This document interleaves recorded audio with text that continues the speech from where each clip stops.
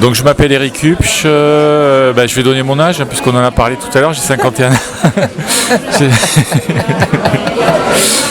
Et je suis dessinateur de BD depuis presque 30 ans maintenant. Donc j'ai fait de l'heroic fantasy, j'ai fait des adaptations de Pagnol pour grand angle et là maintenant je travaille avec Philippe autour de scénarios avec un fond historique, mais avec un petit peu des événements qui ont existé, qui sont revisités de manière un peu humoristique d'ailleurs. Bonjour, je m'appelle Philippe Charlot, j'ai, comme lui, à peu près, je suis scénariste de bande dessinée, je travaille chez Grand Angle depuis quelques années maintenant. Je sais pas combien j'ai fait d'albums avec eux, mais ça commence à faire beaucoup. Voilà, j'ai travaillé aussi un peu pour Dargaud, pour Glénat, Vent d'Ouest, mais voilà, mon éditeur préféré c'est Hervé Richer de chez Grand Angle. Alors moi c'était plus l'outil qui a été utilisé pour lui arranger la chose que directement l'anus de Louis XIV qui m'a fasciné. J'avais dans l'idée de faire une série sur les débuts de la médecine, sur cette époque où la médecine en était encore un peu à ses balbutiements, la chirurgie, où on pratiquait la chose sans anesthésie, avec peu de désinfection, enfin c'était une autre époque. Hein. Et je cherchais un sujet pour mettre en scène un apprenti chirurgien barbier. Et voilà, et j'ai entendu parler, c'est Xavier Fourquemin qui un jour m'a parlé de cette histoire de fistule anale de Louis XIV, j'étais passé à côté. Et voilà, ça m'a fait comme là, ça m'a fait sourire en fait. C'est très bête, hein, mais ça m'a fait sourire. Je me suis un peu renseigné, j'ai lu tout ce que j'ai pu trouver. Je me suis aperçu qu'il y avait plein d'anecdotes assez amusantes autour de tout ça. Donc voilà, je me suis dit que j'avais là un sujet. Un petit conseil pour les auteurs débutants, il faut intéresser l'éditeur quand vous arrivez avec un sujet. Il faut qu'il lève un sourcil, intéressé. Quand vous arrivez devant un éditeur et que vous lui dites fistule anale, il lève un sourcil. Bon, mais ça doit être dans l'air du temps. Oui, mais on est à la pointe là. Pour une fois, on n'est pas à la traîne, tu vois. Ouais, moi, j'ai fait 2 westerns, là, j'étais un peu à la traîne. Parce qu'Eric, il n'a jamais voulu la dessiner. Je lui disais, vas-y. Non, c'est hors de question. Ah bon, non, alors l'idée, on veut rester quand même grand public. L'intérêt de notre histoire, c'est le petit théâtre qui se joue autour du roi, des coutumes de l'époque, des pratiques que l'on sait amusantes, le lever du roi, le coucher du roi. On voyait le roi jusque sur son trône, mais son trône percé, sa chaise percée. C'est tout ça qui nous amusait en fait, c'est ce qui se passait autour. La fistule, c'est presque un alibi. Et ça nous permettait des jeux de mots un peu foireux du genre la face cachée du roi Soleil, la lune. Son confesseur s'appelait le Père Lachaise, percé bien sûr. Voilà, il y avait tout un tas de petites choses à raconter, assez amusantes et assez... Voilà, pour faire une espèce de... Comme un roman toute proportion gardée, hein, un peu à la Alexandre Dumas, vous voyez, on prend la grande histoire et on y glisse de l'anecdote et de la petite histoire de l'aventure, des péripéties. Un complot ? Comment ? Il y a un complot en plus. Un complot ? Ah ben, mais quand il y a un roi, quand il y a une jolie femme, quand il y a une femme fatale, il faut un complot. Comment ça marche pas ? Ça c'est pareil, on conseille aux débutants. Le roi, une femme fatale, complot. Autrement, tu passes à côté. La difficulté, en fait, c'était justement le palais de Louis XIV, c'était vraiment le faste. Enfin, pour les gens qui ont visité Versailles, tous les intérieurs sont très très chargés, il y a beaucoup de détails, il y a beaucoup de dorures, etc. Et l'idée, c'était d'arriver à rendre ce luxe de détails sans surcharger l'image, justement. Parce que sinon, ça aurait été, ça aurait été très difficile à dessiner. Et au niveau de la lecture, ça aurait été pas très agréable pour déchiffrer chaque image, en fait. Donc j'ai essayé de trouver un mix. En fait, j'ai un peu revisité Versailles, c'est-à-dire j'ai simplifié notamment tout ce qui était les murs, etc. Parce que les murs sont beaucoup plus chargés normalement. Et puis j'ai un petit peu réinventé l'époque. L'idée, c'est de plus donner l'impression qu'on est au XVIIe siècle que vraiment de donner un aspect historique, graphique. Et c'est un petit peu comme si Netflix avait fait... c'est-à-dire on réinvente l'époque sans forcément, en s'affranchissant de vouloir vraiment rendre le plus historique possible. Et de ce point de vue, a priori, Philippe était satisfait du rendu, l'éditeur aussi. J'espère que les lecteurs aussi s'y retrouveront. Et voilà, moi j'ai pris beaucoup de plaisir. Alors c'est vrai que je préfère les extérieurs plutôt que Versailles, parce que Versailles c'est quand même c'est du boulot, mais après voilà, donc là on va partir à Chambord, enfin on va rester pas mal sur Paris quand même, puis c'est au Louvre. Voilà. Le palais du roi Alvarid Henri IV était au Louvre en fait. Voilà. Alors, une fois on s'est intéressé à l'arrière-train, maintenant on va s'intéresser à ce qu'il y a devant. Pas avec le même roi, mais voilà, donc je vais peut-être laisser la parole à Philippe pour présenter un petit peu on change prochain. Pardon, oui. On change de côté en fait, oui. On est en train de préparer. Eric a déjà fait une quinzaine de storyboards. Ça va s'appeler le Royal Zozio. Donc après le Royal Fondement ou la face cachée du Roi Soleil, là ça va s'appeler le Royal Zozio ou Panari vaut bien une messe. Voilà, c'est sur Henri IV et c'est sur les problèmes urogénitaux d'Henri IV. Oui, c'est. On s'amuse, on rigole. Jeu de mots. C'est sur les problèmes urogénitaux d'Henri IV. On connaît tous sa réputation de ver galant, etc.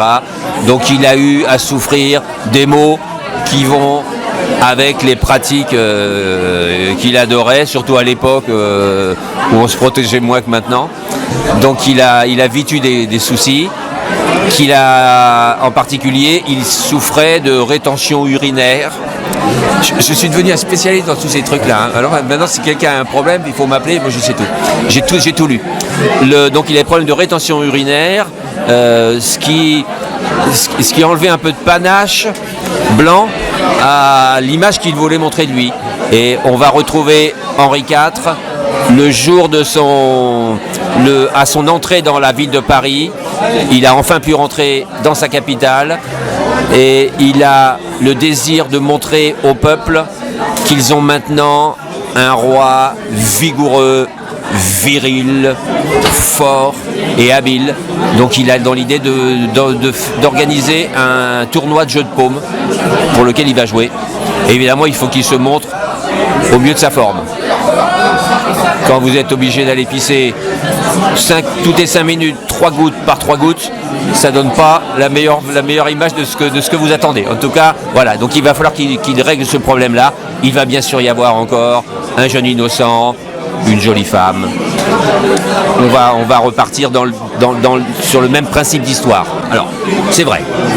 On est sûr que c'est vrai. Mais, pour replacer l'histoire, en fait, Madame de Maintenon, femme non officielle de Louis XIV, puisqu'elle n'a jamais été reine, a fait écrire une musique par Lully, qui a composé un air sur des paroles de Madame de Brinon, paroles qui disent que Dieu sauve le roi, au roi victorieux, etc.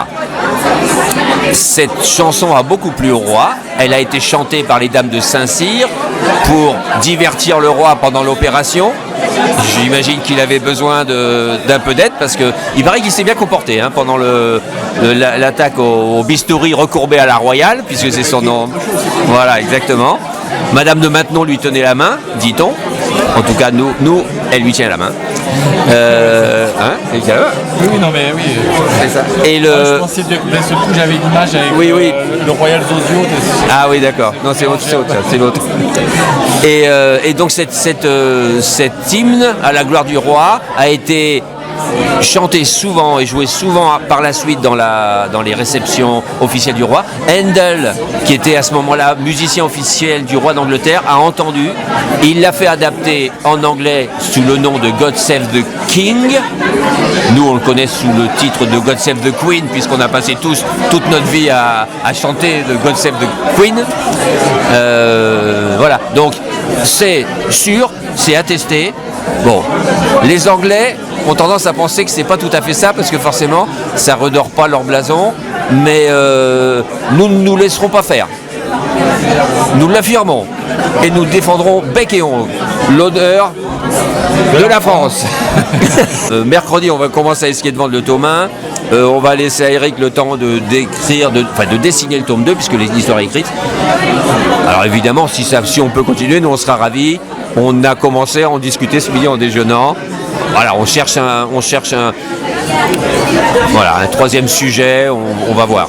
Mais on va essayer de remonter un peu au-dessus de la ceinture peut-être. Là, c'est-à-dire qu'en fait on a fait un peu le tour là, il va falloir qu'on passe à un autre segment. Donc je sais pas, on ne sait pas, pour l'instant on n'a pas trouvé. Berthaud Grandpied, les voix de Jeanne d'Arc. L'idée, ça serait sympa, comme on disait justement ce midi, c'est peut-être de partir sur un personnage féminin pour le coup, enfin une reine ou en tout cas un personnage féminin historique très connu, pour un petit peu varier. Et voilà, donc après c'est vrai qu'il faut aussi que la pathologie soit pas trop, soit un peu rigolote, parce que c'est avant tout des farces. Donc mais c'est vrai que la plupart des rois et des reines ont tous eu des maladies, donc il y a quand même, je pense, en creusant le sujet, on va certainement trouver de quoi faire. Il faut qu'on arrive à trouver un sujet qui soit pas trop lourd quand même. Parce que si c'est pour parler de cancer du poumon, etc., voilà. Alors évidemment, la fistule anale, ça nous fait rigoler parce qu'on est bêta, mais bon, le lecteur sait l'être aussi. Le Royal Zozio, tout ça, évidemment, ça nous fait sourire. Voilà, il faut qu'on trouve un sujet un peu dans... Mais on va trouver. Pour l'instant, je travaille juste avec Philippe et je suis très content. Je suis désolé, mais voilà, donc j'ai pas d'autres projets pour l'instant. Et par contre, moi, si la collaboration là peut durer, après, bon, alors pour l'instant on est sur les rois malades, mais qui sait, voilà, on peut peut-être partir sur d'autres sujets plus tard. J'aime beaucoup les scénarios de Philippe, donc je serais content de bosser avec lui actuellement. Oui, on s'entend bien, donc c'est important de bien communiquer, voilà, on est un peu sur la même longueur d'onde. On a les mêmes passions pour les mêmes sujets, le même type d'humour, etc. Pour répondre à ta question, moi, en tant que scénariste, j'ai plusieurs projets en cours. C'est plus difficile pour les dessinateurs, parce que eux, ils ont un vrai travail. Nous, on papillonne. Donc, j'ai une série. Alors ça, je vais pas en parler de celle-là.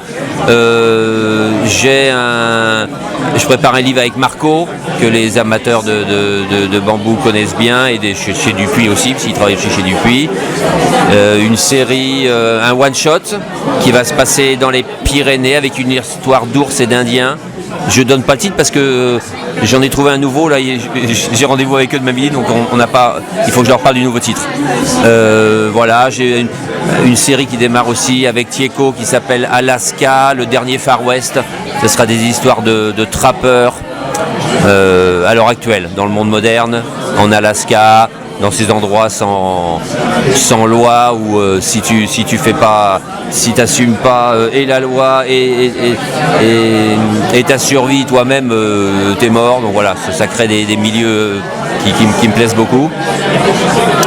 J'ai un livre aussi auquel je tiens beaucoup, avec Miraz, qui va s'appeler Delta Blues Café, qui tourne autour du milieu du blues, un peu dans l'esprit de Bourbon Street dont tu parlais tout à l'heure. Alors ça sera un one shot, ça sera pas un diptyque comme Bourbon Street. Voilà, je dois en oublier un ou deux, mais en fait, en gros, c'est à peu près ça pour moi. Il y en a beaucoup. Hein. Après, moi, je dirais que j'ai pas d'influence principale. Moi, il y a une époque, j'étais vraiment très. Je lisais je pouvais dire de l'humoristique jusqu'au très réaliste. Mais pour moi, il y a quand même. Enfin, je pense que Jean Giraud, c'est quand même. Il avait une capacité à tout dessiner, une mise dans l'espace, surtout de créer des espaces très très puissants. Et voilà, si je pouvais un petit peu savoir comment ça fonctionnait, ça pourrait être sympa, ouais.